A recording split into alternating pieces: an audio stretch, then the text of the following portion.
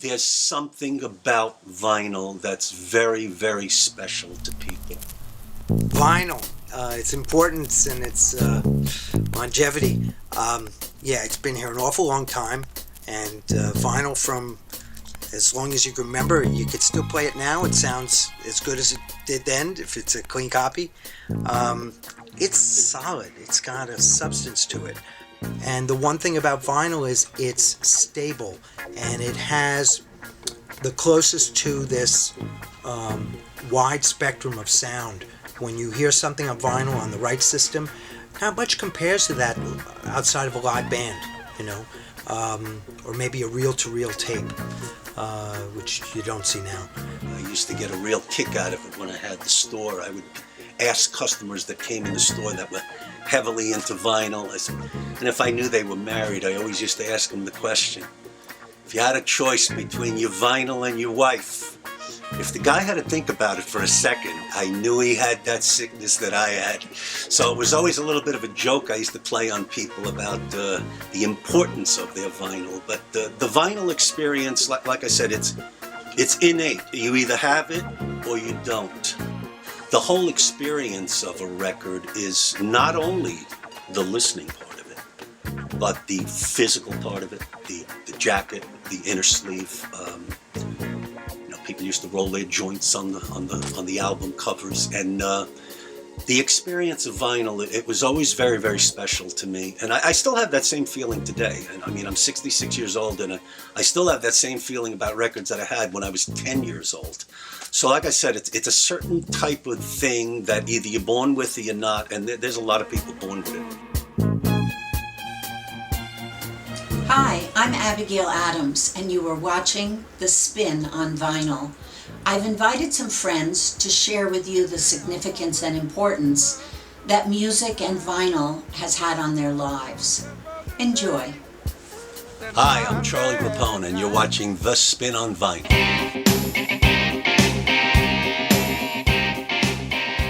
This is D-Train, and you're watching The Spin on Vinyl. Hi, I'm Christina Visca, and you're watching The Spin on Vinyl.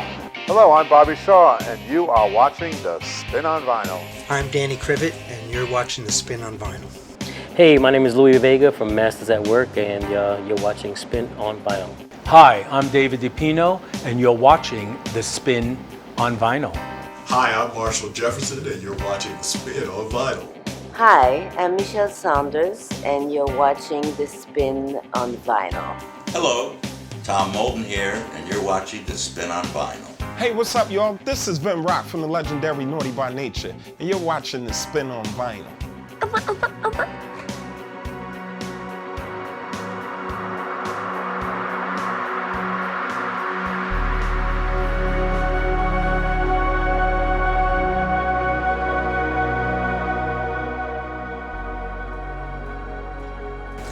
Music has this incredible ability to get right to people's soul, to help them through tough times, to bring them together, for celebrations.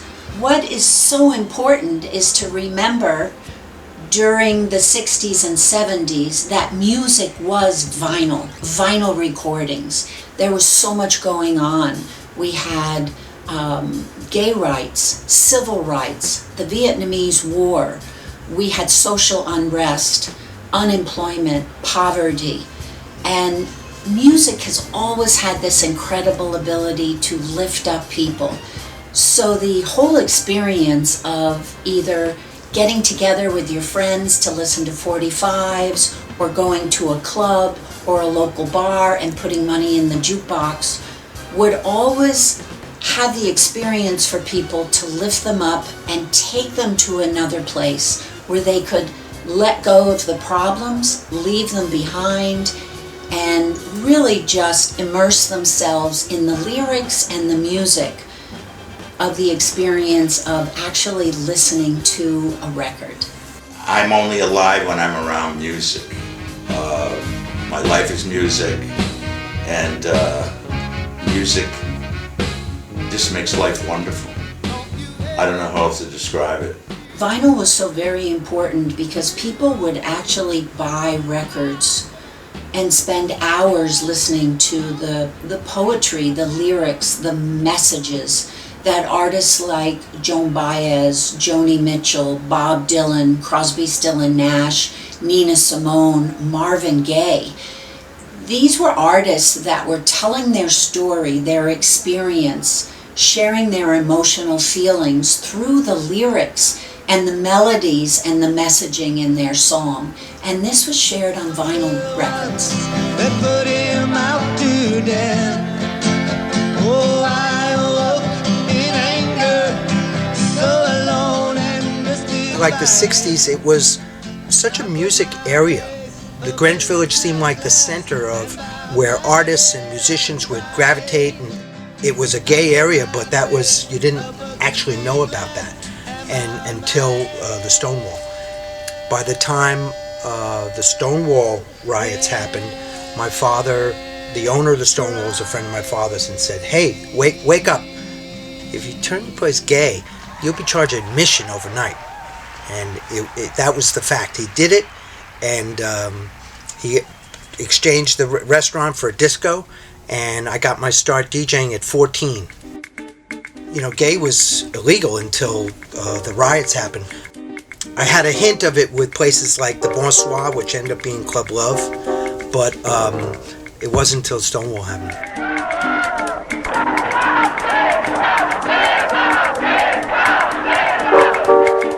It was a time in America of political upheaval. You know, young white kids and young black kids were dealing with the politics. The young white kids were dealing with the war, the Vietnam War.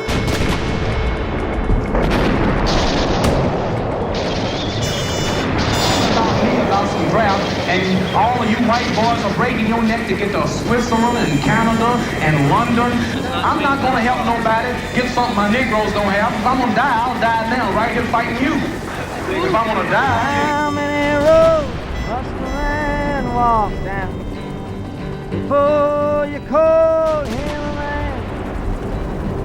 Yes, and how many seas must a white dove see before she sleeps in the sand? There was also time when we were dealing with the black nationalist question. Alabama's got me so upset. Tennessee made me lose my rest. And everybody knows about Mississippi gone. You my name is a white people, not Viet Congs or Chinese or Japanese. You my opposer when I want freedom. You my opposer when I want justice. You my opposer when I want equality. You won't even stand up for me in America for my religious beliefs, and you want me to go somewhere and fight, but you won't even stand up for me here at home. Hound dogs on my trail. School children sitting in jail. Black cat crossed my path. I think every day's gonna be my last. Lord have mercy on the land of mine. We all gonna get it in due time. I don't belong here. I don't belong there. I've even stopped believing Radio in was prayer. always segregated to a certain extent, but not segregated socially. I mean, do you have any idea how many great songs were never heard because the record company didn't push it? So there's so many variables. But I was very clear. I write for a black audience, you know. And somebody's like, well, that's kind of racist. No, was Bruce Springsteen racist? He writes for a white audience. I dig him. A lot of black people dig him. If other people dig it, fine. I'm sure the Rolling Stones ain't sitting up in the studio saying, damn, we're trying to get the black audience. No, you write, you do your stuff, and if other people hear it and feel it, great. So I never thought like that. And it's so political. Like Lionel Richie writes like that. So his music is just immediately universal. Stevie can write anything. He can sneeze and make a song. First time I heard about a remix is Tom Moulton. I got the sense from the industry that it was a new trend, and I loved it, but it was a bit of a hesitation from the producers. Hey, well, who's this guy touching my record? You know, and as classy and excellent as Tom's mixes were, a lot of people like, still, how's this guy get his name on my record? My mother always said I always tried to play a song on the piano if I liked the song, and I say, Mom, how come I can't find that that note. And then she always say, black people play in the cracks. And I never knew what that meant, but I finally figured it out because it's the combination of notes they would play, you get these really funky chords. And I'd say, but why do I react to it? I mean, it just triggers, it just makes me, it's like getting jolts of electricity. And I never tried to analyze it, but all I know is if music is going to do that to me, well, I'd rather have that kind of music that makes me react instead of something that, yeah, that's nice, and no emotional contact with it. I used to hear things from people, especially black people, that say, they whiten up soul. I said, what do you mean whitening up soul? Oh, there's string and horns, all that string and horns on soul music. And I went, oh, I don't look at it that way. I said, what's wrong with combining black and white? I mean, we're not making a video, you're not making a movie, so how the hell do they know? They don't know.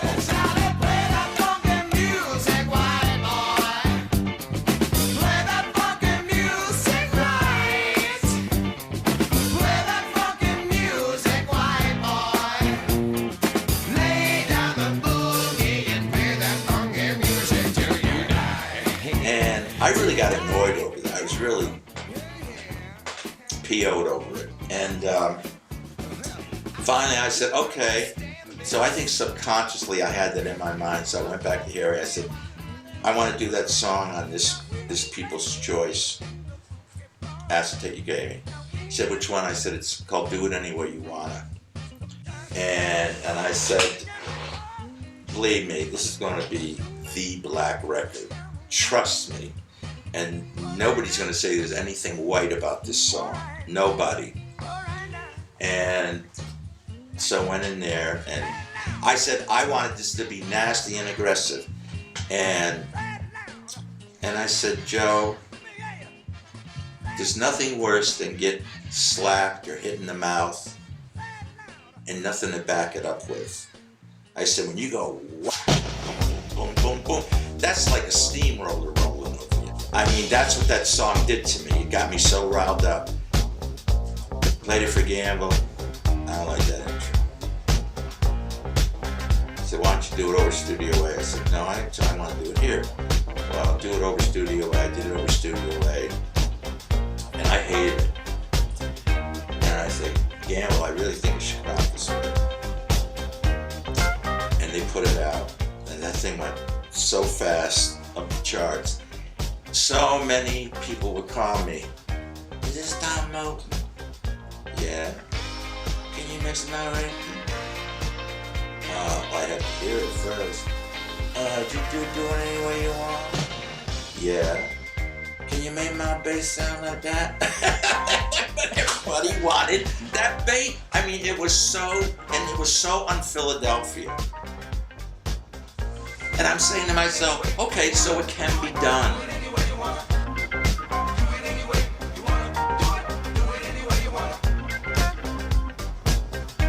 Well, I remember we were doing the video for You, Me, and He.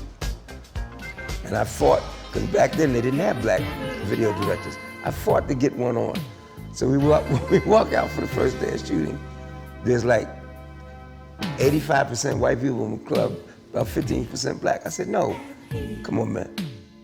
We're not shooting. He said, what's gonna cost X amount of money? I said, I'll pay for it. We start tomorrow, just flip it. I love anybody who loves your music. I love that. But you gotta write for how can I say it? You gotta write for who you write for. You could go somewhere and young white kids would be digging on Sly and Al Green, you know. I'm digging on the Beatles, you know, Rolling Stones. There was a shared appreciation for music. And not so much a segregation of genres of music. I think music is the only art form that touches you, but you can't touch it. Now, what do I mean by that? I can touch a painting, I can touch a book, I can touch a piece of film. How do I touch a B flat minor 7? But it touches me, because it's sound. Let me give you an example of a concert. The Grateful Dead, James Taylor, Miles Davis, and Earth, Wind and Fire. I'm giving you, that was an actual concert.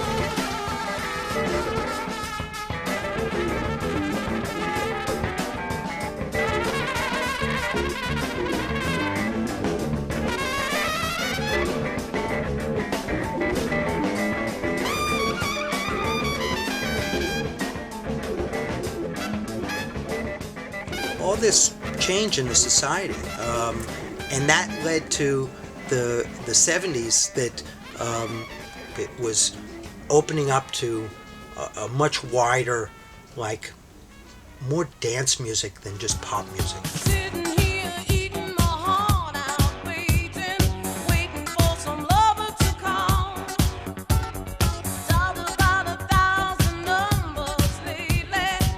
I used to say, people would say, oh, Mix, what's that? And you try to explain, oh, yeah. Well, then name some of the songs. I go, like Disco Inferno, More, Instant Replay. And I start naming all these songs. And then I said, you did Dr. Love? You did Dr. Love? And I go, easy. I mean, there's something about that record that I got married to that song. I fell in love with that song. I met my wife with it. It's amazing how that song always triggers that. Oh my God, you did that? That's like I did the greatest record of all time. Just one kiss Miss Lips is like taking vitamin C. Oh, you can't imagine what my doctor does to me. Doctor Love. Music ain't music until you put them skates on. That energy, the love out there on that floor, ain't nothing like it.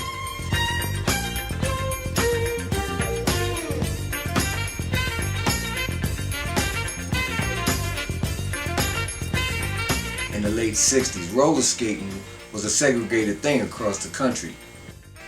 Back where I'm from, there were 2 roller skating rings. Dreamland for the blacks, Twin City for the whites. The difference, Twin City had a Confederate flag up there. We knew not to go there. But there was a gentleman that we met. He came and took the flag down. His name was Lloyd Brown. When Lloyd Brown took the flag down, there was a lot of resistance there. There was a manager by the name of Joe that was there, actually. The police was called. There was a lot of chaos outside of the skating ring. It didn't really change much into when the flag went down and Harry became the new manager there. Pretty much we were welcome to come in when I started skating at Twin City. Because of the grand opening welcoming us in the skating ring, it was so crowded. I was scared to get out on the main skate floor. It was integrated then. Back then they had an organ, the organ player. He would come and he would play on some of the sessions. And then they came and put this big Richard Long sound system in the middle of the skate floor. When he took his break, they would play the music. So they really was converting over to vinyl, to the DJ booth, building a DJ booth and everything at that time. I got to see this roller skating scene for the first time, because to me, growing up, roller skating was, you skate to the melody, like ice skating. It was a sport to me. And now I'm seeing, wow, people are skating to the rhythm here. And I'm hearing that in Empire Roller Rink, Bill Butler and Big Bob, they had already been doing this a few years, and it's a big movement. Then Roxy opened, and I auditioned, which I rarely did. And all these top DJs were auditioning for Roxy, and they didn't have monitors. And for some reason, I had a little bit of an insight, like record store mixing, where you put in the first beat and then you correct it. And it's not about a headphone. You just kind of know that it's not going to be just right. You just land it where you think, and then you fix it. And so I was making these mixes with this terrible delay and everything, and just making it simple. And I was playing all this funky R&B, like perfect roller skating music for that moment. And I just got the job. And all these main DJs I was competing with, they were making all these train wrecks and playing all this hardcore disco and not understanding what roller skating was. and I seem to fit right into that musically. That's what I like to play. The DJ got introduced maybe about 1971 to 72. The sound systems in the skating ring was really good. You know, outside when you come in and you stand in the line, you actually can feel the thumping in your chest. You know, you can't wait to get in. The vinyl was more powerful when it came into play because the guys from Brooklyn, the 8-Ball and the Blue Gorillas came, and the style of the skating that they had was based on DJ. You know, the music. They didn't have an organ over there at that time. Not that I know of at Empire. They had it at Twin City. So as things was changing over to the 12-inch vinyl and things like that, and the songs that were being played in the clubs, that it helped us skate better. We started learning a lot of moves, spins and splits and different things that we didn't do with the organ. The organ was just pretty much like we called it the Old Man Lloyd. Those were some of the moves. We would say hit the Winfield. We would be riding 20 miles an hour. It'd be about 5 of us, and we would call it out. Hit it over in 5. So we knew that was a family member or somebody that we learned the style from. It was more smooth. You know, slide, where you'd be in the middle of the floor, and then you do a move and you'd be all the way over by the rail, and the whole crew would be with you. So that was one style of skating. But when the DJ came in, it was more spins, the whip, you know, where it was, they call it a trio with 3, but if you put a whip, it was like 10 or 15 people on the whip or the train, they would call it. And so those moves right there pretty much came with the DJ. So some of the music, a lot of the music that they still skate on today, like Love Is a Message, MFSB, you know, Barry White, Ecstasy, Roy Ayers, Sister Sledge, Greatest Dancer, that was in the other movie, Roll Bounce. Oh my God, it's just so many good songs. The Bee Gees back then, She'll Be Dancing, and KC and the Sunshine Band, that was good. You know, out of Miami, I believe he was from. He had about 5 songs on there that they play right now. You can't wait to get your skates on when you hear something like that.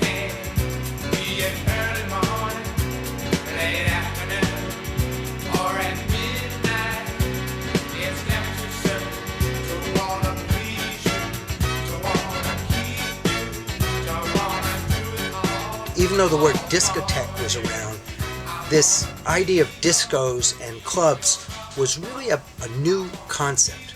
And when I first started playing, people weren't really mixing beat-on-beat records. It was kind of a concept thing. It was more like radio mixes, or you kind of make a segue or a blend, you know, a feeling. And all these clubs are happening like in such a big way. When you think of New York, maybe they had 4,000 cabaret licenses in the 70s, and maybe double that to other clubs that didn't have cabaret licenses. And all these clubs were booming. They were all doing great, like they couldn't squeeze in more people.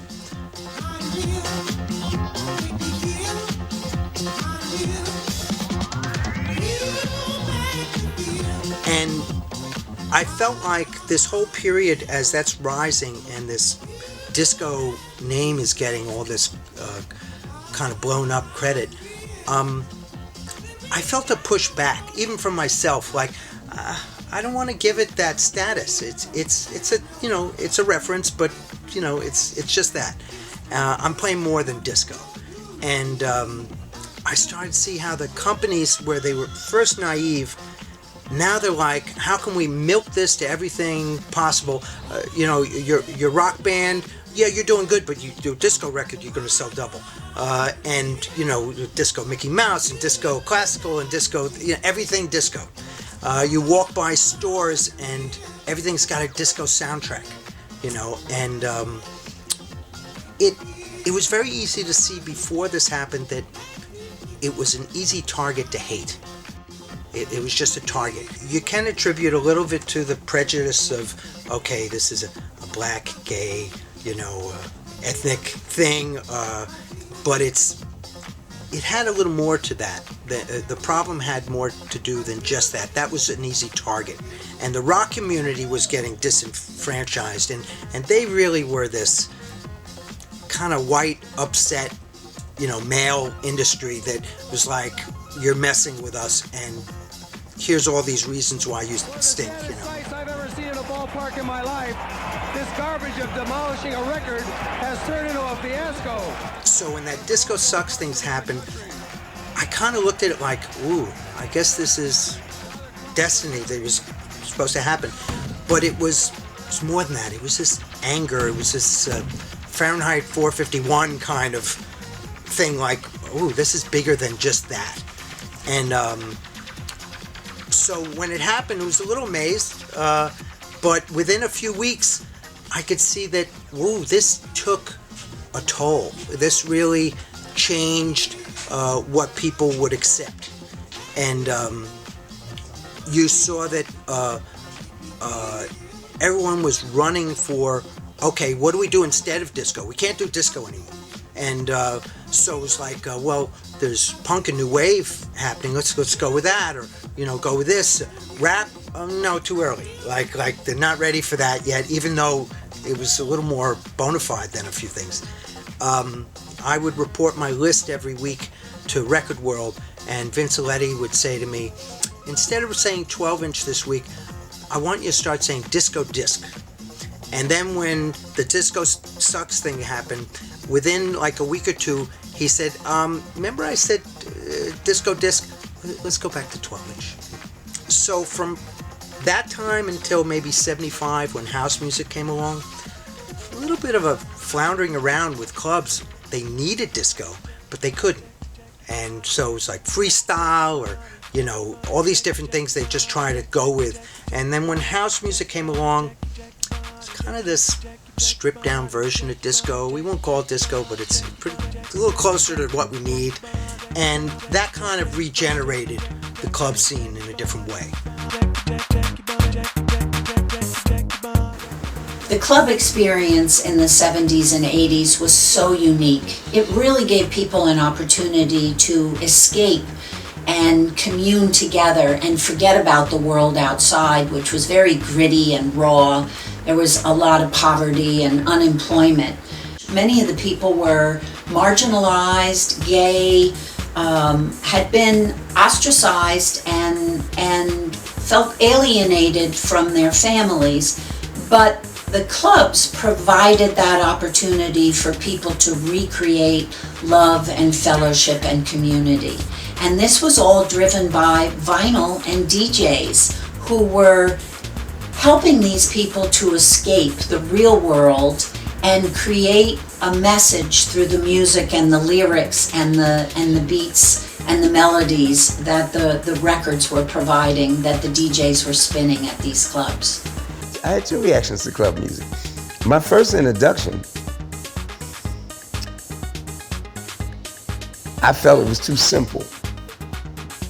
That it could be more could be brought to it. And then I had the revelation, no, it was what it was supposed to be. Because if you add too much to it, then it no longer is club music. So, I had to rethink my position. And once I heard it, I dug it. Less was more in club music. That's how I was looking. Less was more. Should I listen what you say or listen to what your folks say? It's a tough decision to make. I don't really want to lose you. In the club world, it's not so much about history, it's about diversity. And I call the club world the Church of Understanding. I wrote a song about it called The Church of the Understanding, because it's like whether you're straight, whether you're gay, whether you're bisexual, whether you're homosexual, whether you're heterosexual, whatever, it doesn't even matter. Whether you're lonely, you need to be loved.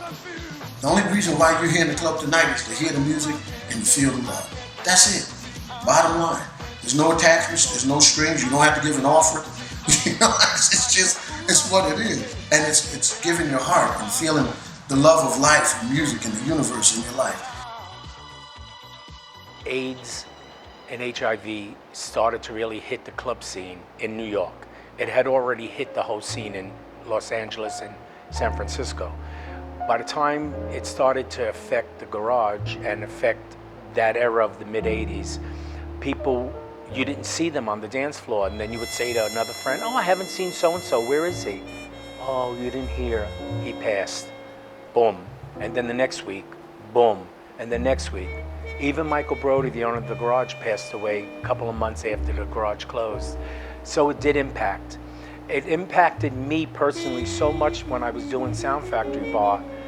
I was doing 2 nights. I was doing Saturday night and Sunday. I stopped on Sunday because I was playing records that all my friends would throw their hands up and scream to, weren't there. And I went into a depression. I didn't need medication or anything, but I stood home for a good 6 months. I couldn't do it no more. I couldn't put on the record that I knew my friend was going to say thank you for playing. He was gone. So HIV and AIDS did affect the dance community in New York. I can't speak for anywhere else because I'm not from anywhere else, but it certainly did. Sad. But there's hope. AIDS had a very, very big effect on Vinyl Mania.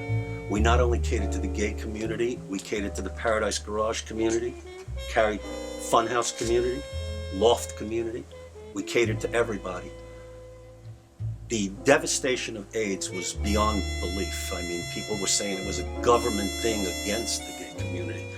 So many of our customers passed away in that short period of time. So it did have a very, very big effect on our store and our lives. Drugs was real heavy.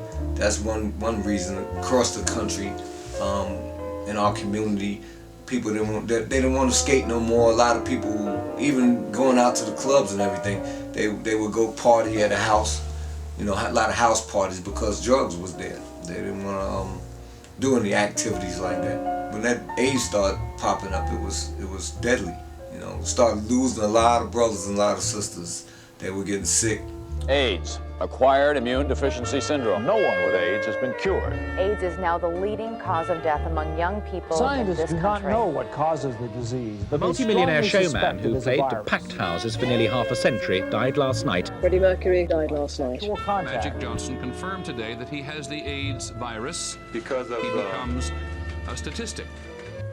the HIV virus that I have attained, I will have to retire from the Lakers. When AIDS and HIV came out, it really cleaned out a whole generation of artists and people.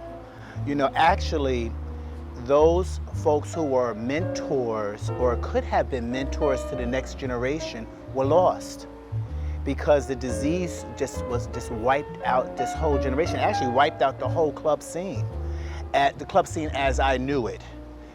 Because there was still a club scene, but it wasn't as authentic as the club scene was when all those folks were alive. It was, and at that time, it was Plumes and, like Zazbar had the Animals. Everything was about the experience. And once many of those trailblazers who were the bedrock and what was happening in those clubs were gone, it just seemed like it flatlined. It really did. People were running scared. So that place of self-expression, they were dealing with health issues, people were dying. And it gave, actually rap music, when rap music first started off, was a different level of self-expression. It starts from the last poets. It was about talking about what was going on in our communities and what was happening. I think that if AIDS and HIV had not occurred, the house music industry really would have exploded and became mainstream because it really was a subculture. We were actually part of a subculture, and not only were folks like myself, everyday people, but from Diana Ross, everybody went to the clubs because it was a place that was different, that you would get a different experience. And once that flatlined and washed away, it left the opportunity for another genre to come in and to seize the moment, and rap just exploded.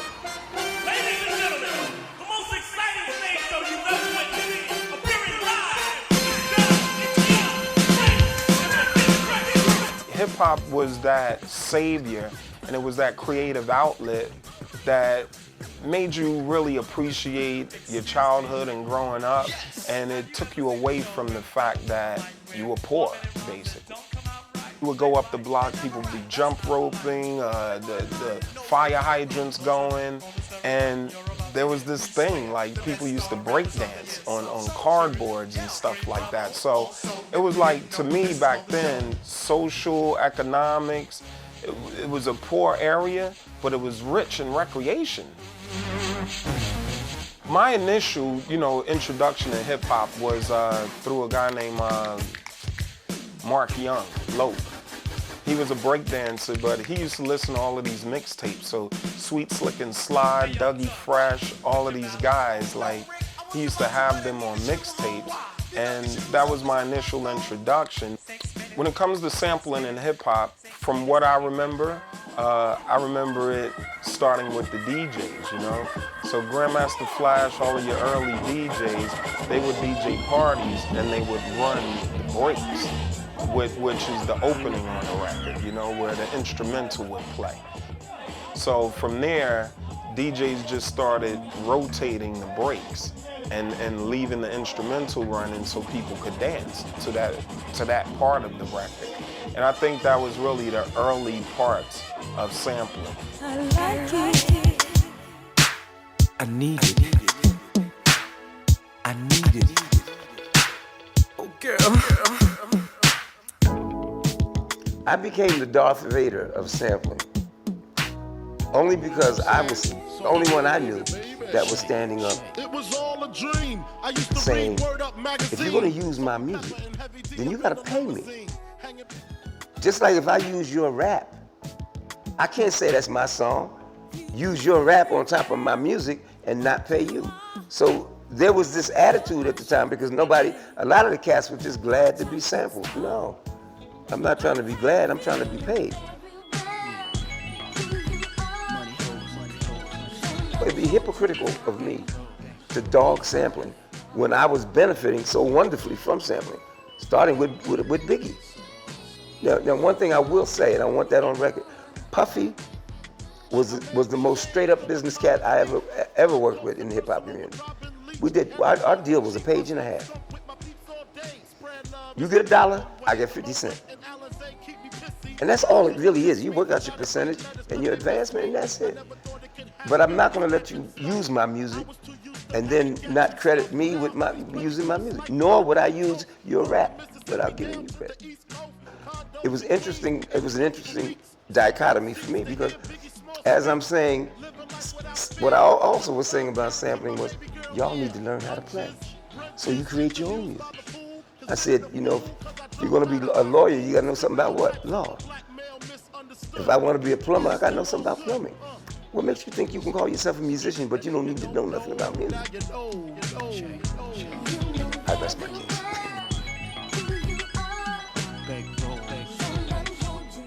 So Naughty by Nature, one of our biggest songs is OPP, which was our first single on Tommy Boy. And it used the Jackson 5 ABC sample.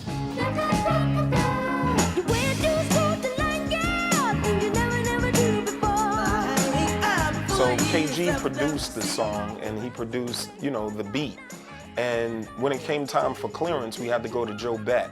So Barry Gordy, and they had Michael Jackson, all the rest of these guys as the publishers.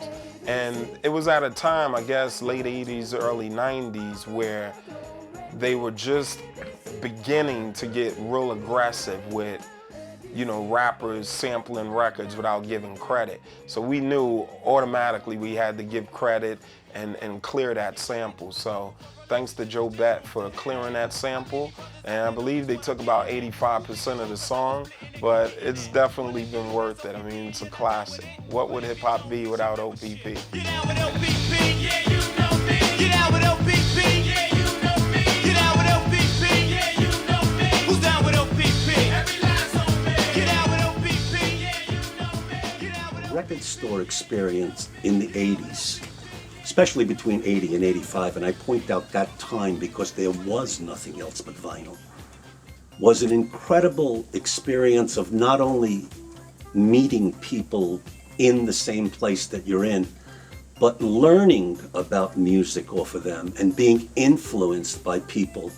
That's why when I had the store, I always had employees that were able to give people what they want and put them in the right direction. In other words, once we knew where your head was at, I mean, you were in. We took care of you like you couldn't be taken care of in a regular Tower Records or something like that. It was a very intimate experience. I mean, we really got to know people really, really well, and shopping at a record store is one thing that a lot of young people today are going to miss. There are still record stores, I know that, but back in the 80s, it was the place to go on a Saturday afternoon. I mean, it was, my stores used to be jumping, so I mean, it was exciting time, a great place for meeting people, like I said, and just a wonderful experience.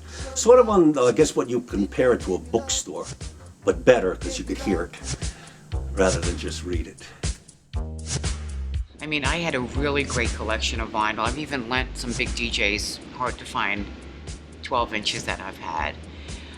But that was another camaraderie. I mean, a lot of people went to the Vinyl Mania after the garage. I did it many times, but it was also during the week you ran into, well, first of all, the staff there. I mean, Manny and Judy and Jarrell and everybody I just loved.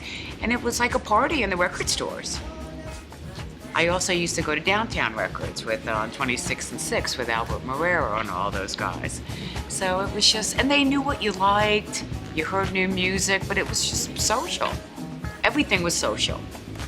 When I started DJing, I would go to Loop Records in Chicago or Imports, etc., which was where all the DJs would buy records. And there would be all kinds of conversations about the producers and who made the records, and oh boy, Tony Carrasco made another one. Oh wow, and Boy Jarvis, and and you'd have all these conversations, and you meet people, and it was a social thing to buy records, and it was physical, and it was in your hand, and you could see the labels and the pictures on the records, and you could see the producers, and you could see the actual record label, which you can't even see that anymore. Every record you got, you married yourself to it, and this was vinyl, and it's physical. You could hold it in your hand, and I just bought just about everything I could that was danceable. The record store experience in the 1980s was just incredible. My store, Movin' Records in East Orange, New Jersey, was such a social scene and community place. Not only did we have DJs that would play in the back of the store, but we also had record companies that would bring artists for in-store.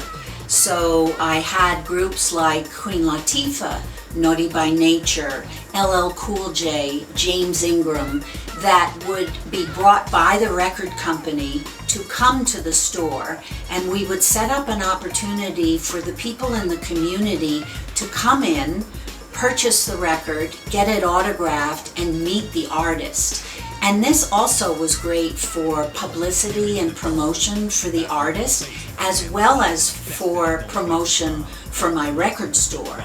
And the record store became known as a place where people could gather, could share knowledge and information about music, as well as meet recording artists and have an opportunity to really experience meeting the artists. Well, Movin' Records in East Orange is a legendary record store, and all the kids, just kids in general, would always flock there to buy music, to hear the latest music, and especially when the new artists would come by, even established artists, to promote their records and do in-stores and autograph signings. So, that was just for the average kid. But for aspiring musicians such as ourselves, as the new style, we used to always go up there and figure we could politic and network and just try to get put on. So eventually, once we transitioned from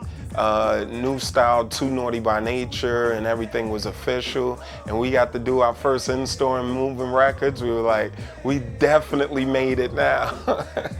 But it was definitely like a great spot. It was like a hub for the community. Come together, share musical tastes, musical interests, and you know, you knew what was going on by visiting Moving Records.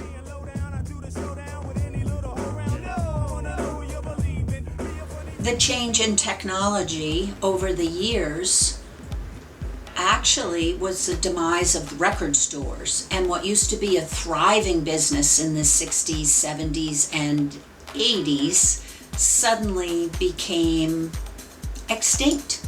And all the wonderful record stores, well-known record stores in New York City like Downtown Records or Vinyl Mania Records, literally had to close because the demand for vinyl just wasn't there anymore. People were persuaded and convinced that CDs or cassettes or digital files was the way of the future, and people stopped recording and pressing records. And the great news is that vinyl is coming around again, and I think recording artists and record labels all have really realized the value of releasing music in the vinyl form, not only in the art form it is, but also the quality of the sound. There is no comparing real analog vinyl music to that of a digital file. So it's wonderful to see that vinyl is rebounding again and coming back. The music business has a way of always destroying itself. They did it with vinyl, they did it with DATs, now they're doing it to CDs, and they're hopping on streaming now. And you know, it's where, in other words, they're eliminating the very thing that people used to, if you liked a song, you would go out and if you heard it on the radio or on television, whatever, and they're now online, that song would make you want to run down to the local record store and buy it. Now you have the convenience of, you know, going on the internet and getting it instantly. So why do you want to destroy the very thing that makes people spend their money to buy something? Doesn't make any sense to me. I can only give you my personal view. To me, digital music is sterile. There's something sterile. Maybe because, you know, I come through playing so much music, and sonically, you know, I need warmth. I tried an experiment on the album You, Me, and He. I recorded it in analog, and I mixed it digitally, because I said I wanted two worlds. So that's as close as I get to it. But the wave of the future, man, that boat has left the dock, you know. You know, I don't know where that's gonna go, but technology will take it there. You know, I also think you're gonna say, I tell people, well, it's a joke, but it ain't really all that funny. I mean, I think you're gonna see music reduce more and more and more and more. I mean, one day we might get to the point where, you know, your grandchild comes and says, here's my new record. And we say, damn, because it's all in one beat. You just don't know. You don't know where it's going. You know, my only fear is that when you lose the knowledge of how to create music, you're in a dangerous place, because you can only create from the things around you. Nothing comes from within.